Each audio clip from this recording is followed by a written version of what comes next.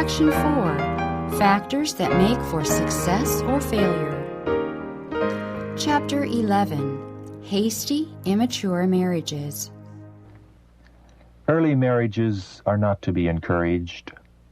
A relation so important as marriage, and so far-reaching in its results, should not be entered upon hastily, without sufficient preparation, and before the mental and physical powers are well developed.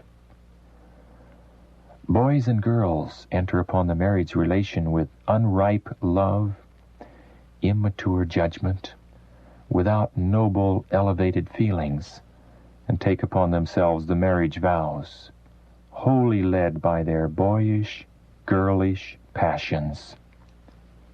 Attachments formed in childhood have often resulted in very wretched unions or in disgraceful separations.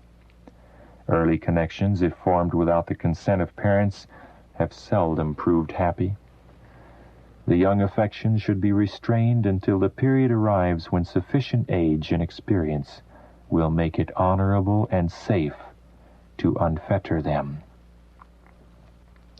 Those who will not be restrained will be in danger of dragging out an unhappy existence.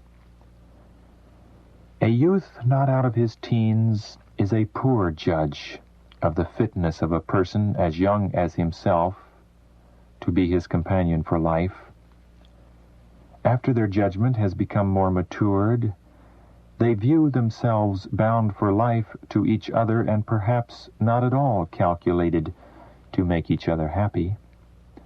Then, instead of making the best of their lot, recriminations take place. The breach widens until there is settled indifference and neglect of each other. To them there is nothing sacred in the word home. The very atmosphere is poisoned by unloving words and bitter reproaches. Immature marriages are productive of a vast amount of the evils that exist today. Neither physical health nor mental vigor is promoted by a marriage that is entered on too early in life. Upon this subject altogether too little reason is exercised. Many youth act from impulse. This step, which affects them seriously for good or ill, to be a lifelong blessing or curse, is too often taken hastily under the impulse of sentiment. Many will not listen to reason or instruction from a Christian point of view. Satan is constantly busy to hurry inexperienced youth into a marriage alliance. But the less we glory in the marriages which are now taking place, the better. In consequence of hasty marriages, even among the professed people of God, there are separations, divorces, and great confusion in the church. What a contrast between the course of Isaac and that pursued by the youth of our time, even among professed Christians. Young people too often feel that the bestowal of their affections is a matter in which self alone should be consulted, a matter that neither God nor their parents should in any wise control. Long before they have reached manhood or womanhood, they think themselves competent to make their own choice without the aid of their parents. A few years of married life are usually sufficient to show them their error, but often too late to prevent its baleful results.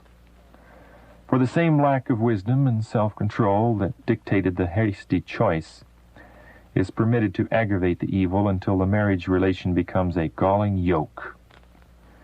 Many have thus wrecked their happiness in this life and their hope of the life to come.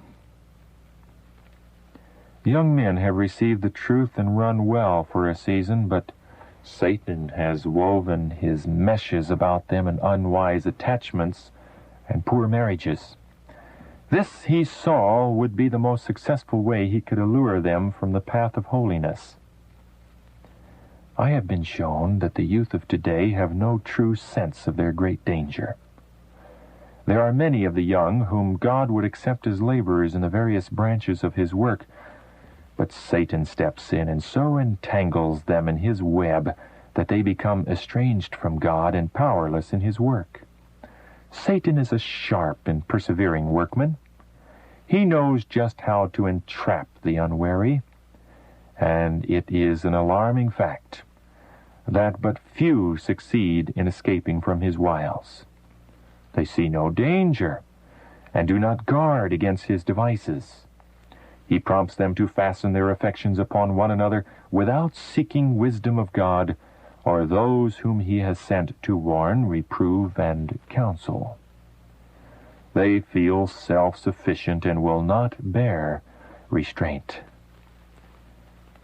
Counsel to a teenage youth.